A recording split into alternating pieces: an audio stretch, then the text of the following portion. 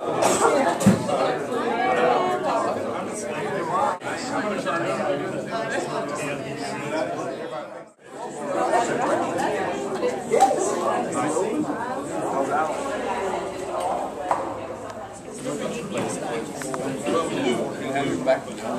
and losses on the scoreboard.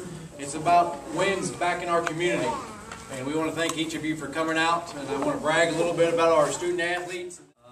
We're going for the three-peats. And if you talk to any of the student athletes on the SAC group, they talk about the three-peats. They want to win the SAC Cup 3 years in a row. We finished in the top 5. I think it was number 2, if I remember correct. And we raised over $8,000 last year.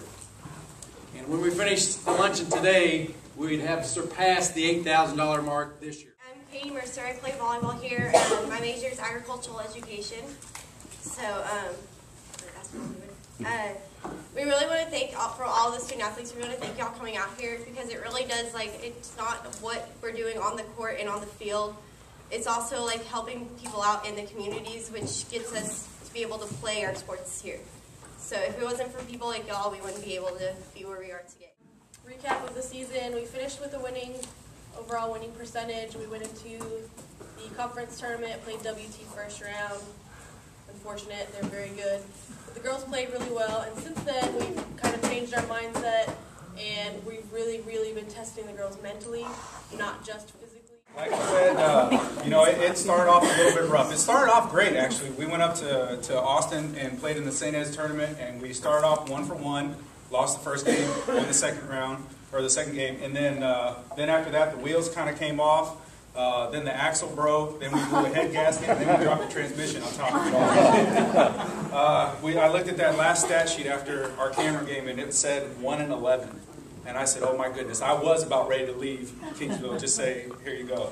But no, the kids, the one thing that I told you guys when I first got this job is we were going to be known for the hardest working team in the Lone Star Conference. We turned it around, so finishing 7 out of 11, it was a great finish to everything. Very interesting year. We had 10 new players out here, so we knew we'd have a lot of new starters, and it would take some time for us to come together. In reality, from the very first game, we beat Houston, New Mexico at home. On that day, we were in the playoffs, so the playoffs were that day. All the way through the entire season, that's how it went. We always felt we were going to go there. So we're in the best shape we've been probably in the last 4 or 5 years, I'd say, recruiting-wise. And I'm extremely excited about that and what the future holds. A bit of a challenge starting off. Every one of the players in college tennis, so it was a bit of a difference coming in from high school or junior competition, but they responded pretty well. Biggest thing is proud of them for the work they put in the fall. We only played 1 tournament all fall, yet they were coming in twice a day, every day. We had done this about a month ago, because had we done that, we'd have been undefeated. We'd have a lot of positive things to talk about. Right now, we're kind of in a little tough. Right now, I think we're on an upswing. I really do. We've got St. Mary's coming up this week. We go up there. They beat us twice at home last week, and then we settle in for a nice long homestand. This Wednesday, I'll leave for the Indoor National Championship meet with 3 athletes that we have that got selected to compete there. Hopefully, they'll be able to come back with All-American certificates. We finished cross-country in the fall on a high note. Kia Dantena qualified for the National Championship meet, and he received All-American award for that meet. Indoor season went very well for us. We started a championship for the Lone Star Conference meet, and they never had an indoor championship before. This was the first year that we were able to put it together, and it was an unofficial championship, but we unofficially whooped everyone's butt. We feel like we had a really good recruiting class.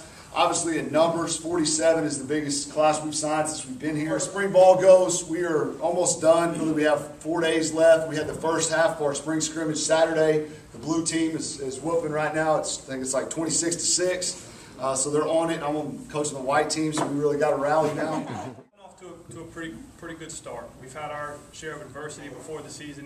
We've done a few good things. And one of the things that we as a coaching staff have tried to do since the day we got here is emphasize pitching and defense.